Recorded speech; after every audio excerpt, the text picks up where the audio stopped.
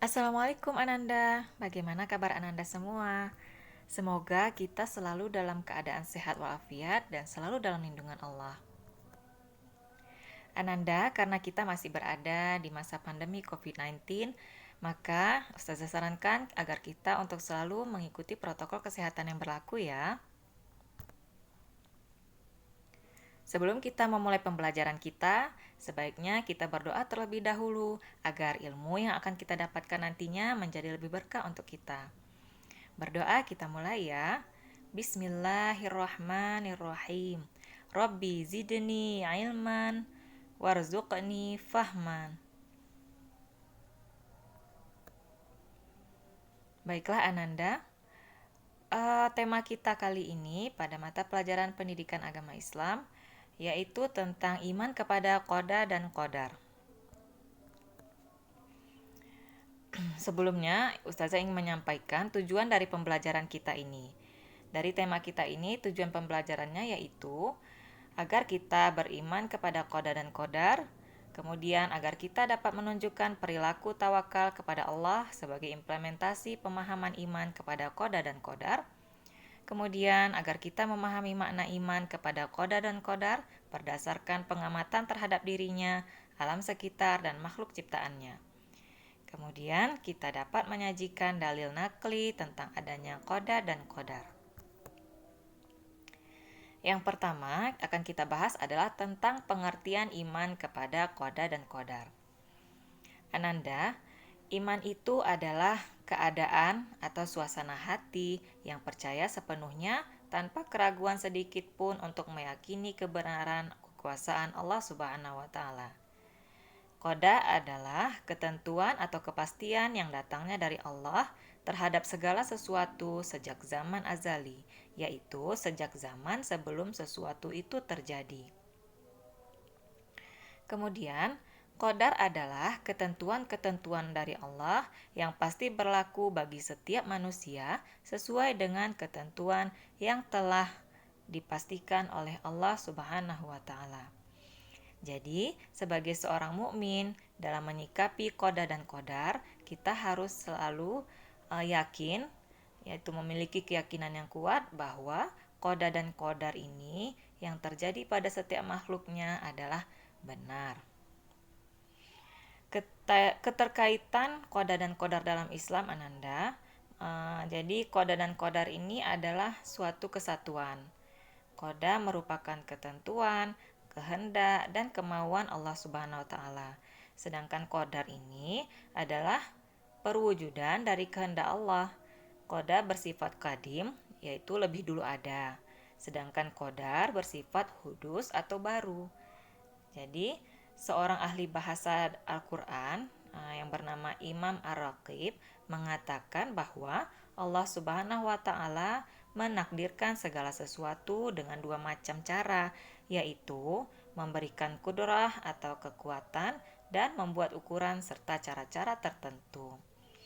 Jadi qada dan qadar ini di kalangan masyarakat muslim, khususnya di Indonesia, biasa dikenal dengan sebutan takdir Allah Subhanahu wa taala.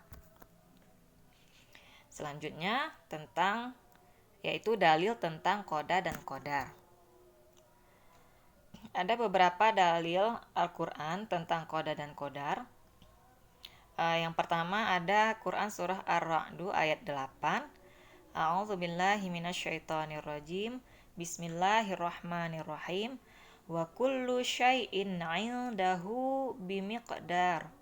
Yang artinya segala sesuatu ada ukuran di sisinya.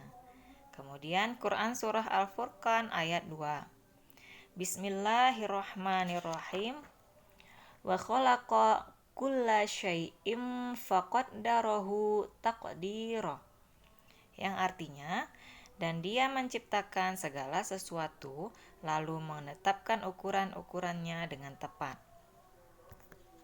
Kemudian ada lagi Quran surah Yasin ayat 38. Bismillahirrahmanirrahim. Wasyamsu tajri limustaqarril laha. Dzalika taqdirul azizil alim. Yang artinya, dan matahari berjalan di tempat peredarannya. Demikianlah ketetapan Allah yang Maha Perkasa, Maha Mengetahui. Kemudian ada lagi Quran Surah Yasin ayat 39. Bismillahirrahmanirrahim. Wal qamara qaddarnahu manazila hatta adakal urjunil qadim. Yang artinya, dan telah kami tetapkan tempat peredaran bagi bulan, sehingga setelah ia sampai ke tempat peredaran yang terakhir, kembalilah ia seperti bentuk tandan yang tua. Jadi itu beberapa dalil Al-Quran yang terkait dengan tema kita ini ya Ananda, yaitu qada dan qadar. Kemudian selanjutnya yaitu tentang macam-macam takdir. Yang pertama ada takdir mubram. Jadi takdir mubram ini artinya ketentuan dan keputusan Allah yang pasti berlaku atas diri manusia dan tidak bisa ditawar lagi. Mubram ini juga artinya adalah sesuatu yang sudah pasti. Contohnya seperti apa? Misalnya terjadinya hari kiamat, lahirnya seseorang, dan kemudian matinya seseorang. Ayat Al-Quran surah yang terkait dengan takdir mubram ini yaitu Quran surah Fusilat ayat 47. Bismillahirrahmanirrahim. Ilaihi yuraddu ilmus sa'ah wa ma takhruju min samaratim min akmamiha wa ma tahmilu min unsa wa la tada'u illa bi'ilmihi. Yang artinya, kepadanya lah ilmu tentang hari kiamat itu dikembalikan. Tidak ada buah-buahan yang keluar dari kelopaknya dan tidak seorang perempuan pun yang mengandung dan melahirkan, melainkan semuanya dengan sepengetahuannya. Kemudian yang kedua ada takdir mu'allaq. Jadi yang sebelumnya ini adalah takdir mubram, yang artinya itu takdir yang sudah pasti Ananda. Kemudian ini takdir mu'allaq yang artinya ketentuan Allah Subhanahu wa taala yang masih bisa diubah melalui usaha, doa, dan tawakal. Jadi kata mu'allaq ini berarti sesuatu yang digambarkan atau ditunda. Jadi contoh dari takdir mu'allaq ini bagaimana ya Ustazah takdirnya ini? Contohnya yaitu misalnya ada orang miskin ingin menjadi kaya. Bagaimana caranya agar dia menjadi kaya? Apakah cukup hanya dia berdiam diri di rumah lalu tiba-tiba dia menjadi kaya jika sudah ditakdirkan kaya? Tentu tidak ya Ananda.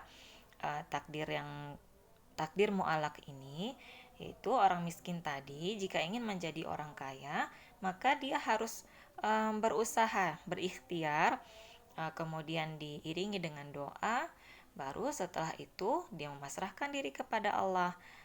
Apapun hasilnya, Allah lah yang menentukan. Jadi kalau kita ingin sesuatu, kita tentu harus berusaha dan berdoa.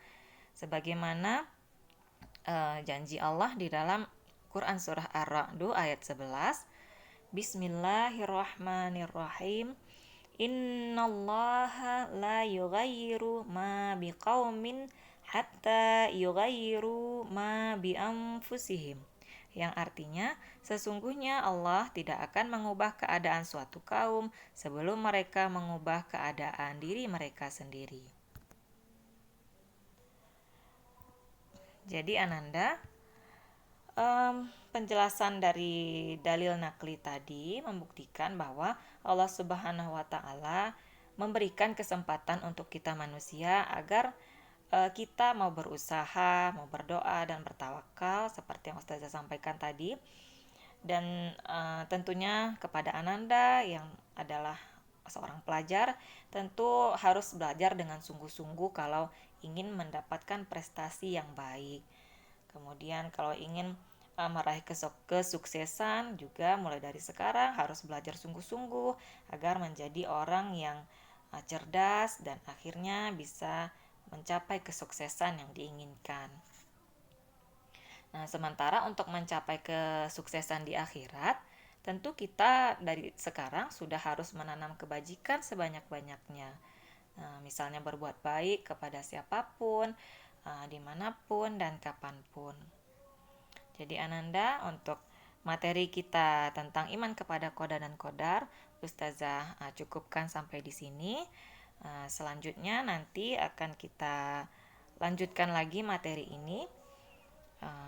Baiklah, jika ada Ananda yang ingin bertanya dan menyampaikan pendapatnya terkait materi kita, silahkan langsung menghubungi Ustazah ya Ananda. Dan silahkan dicatat materi kita kali ini agar bisa dibaca-baca kembali di rumah. Terima kasih. Wabillahi taufik wal hidayah. Wassalamualaikum warahmatullahi wabarakatuh.